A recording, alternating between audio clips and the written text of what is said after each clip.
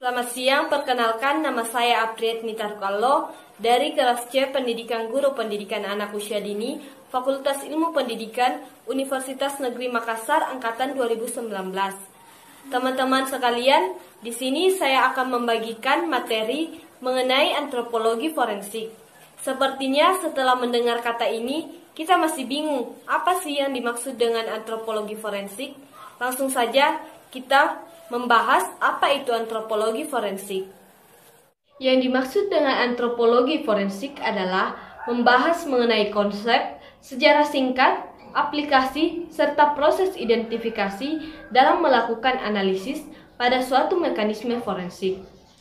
Antropologi forensik adalah cabang antropologi biologi berbasis osteologi atau tentang tulang manusia dan hewan, serta antropologi dalam bidang anatomi manusia.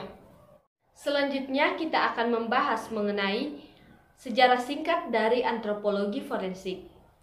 Jeffrey Swiman pada tahun 1814 sampai 1874 merupakan pelopor awal mengenai antropologi forensik, diawali dengan peristiwa tuduhan pembunuhan Dr. George Parkham yang menarik perhatian untuk melakukan pengkajian ilmiah mengenai antropologi forensik.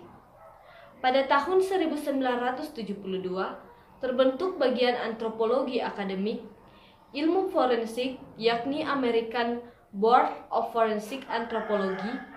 Selanjutnya, pada tahun 1977 sampai 1978 mendapat kemajuan organisasi yang memberikan peran penting dalam kemajuan ilmu antropologi forensik. Itulah sejarah singkat dari antropologi forensik. Berikutnya, setelah kita mengetahui sejarah dan pengertian, kita akan melangkah kepada apa saja aplikasi dari antropologi forensik.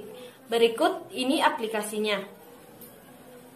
Yang pertama, mengungkap tindak kejahatan pidana. Yang kedua, membantu penyidik dalam menentukan identitas seseorang, di mana hal ini menyangkut tentang tubuh, kesehatan, dan nyawa manusia serta alat bukti yang sah.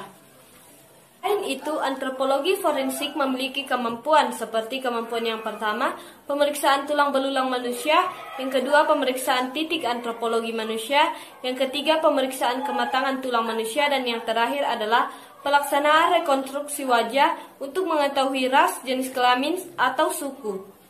Identifikasi forensik adalah upaya yang dilakukan dengan tujuan membantu penyidik untuk mengidentifikasi seseorang. Metode yang umum digunakan dalam identifikasi ini adalah metode pemeriksaan sidik jari, metode visual, pemeriksaan dokumen, pemeriksaan pakaian, identifikasi medik, pemeriksaan gigi, pemeriksaan serologik, metode eksekusi, identifikasi potongan tubuh manusia, identifikasi kerangka, pemeriksaan anatomik, dan yang terakhir adalah penentuan ras. Kita akan membahas materi mengenai visum et repertum. Visum et repertum adalah keterangan tertulis yang dibuat oleh dokter dalam ilmu kedokteran forensik atas permintaan penyidik yang berwenang mengenai hasil pemeriksaan medik terhadap manusia, baik hidup maupun mati ataupun tubuh yang diduga bagian tubuh manusia.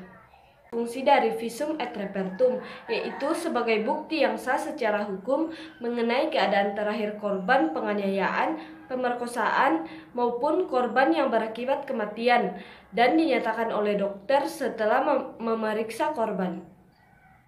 Tujuan dari visum et repertum adalah memberikan kepada hakim suatu kenyataan akan fakta-fakta dari bukti-bukti yang ada pada korban atas semua keadaan sebagaimana tertuang dalam pembagian pemberitaan agar hakim dapat mengambil putusan yang tepat dengan dasar kenyataan atau fakta-fakta tersebut sehingga dapat menjadi pendukung keyakinan hakim.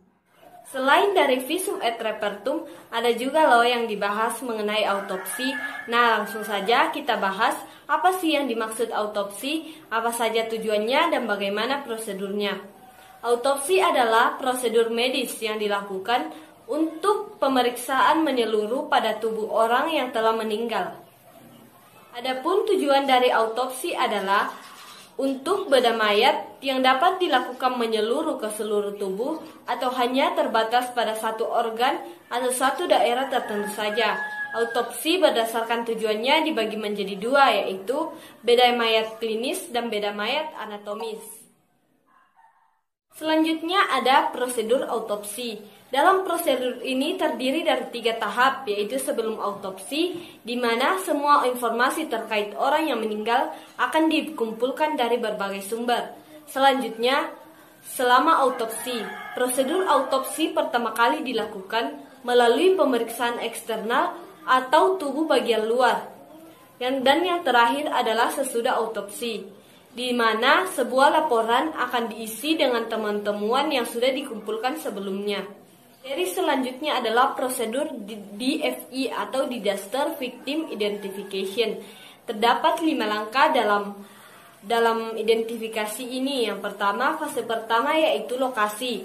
Fase yang kedua adalah mortuarium. Pada fase ini dilakukan yang disebut pemeriksaan post-mortem, biasanya dilakukan di rumah atau di kamar mayat.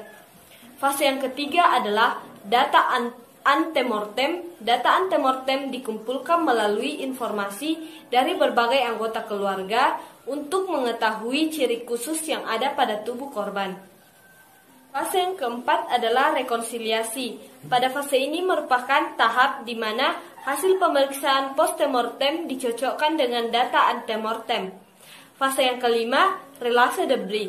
Pada fase ini jenazah sudah dapat diidentifikasikan dan dikembalikan kepada keluarga bersamaan dengan surat pelepasannya. Teman, itulah sedikit pemaparan materi antropologi forensik dari saya. Kurang dan lebihnya mohon dimaafkan. Terima kasih dan selamat siang.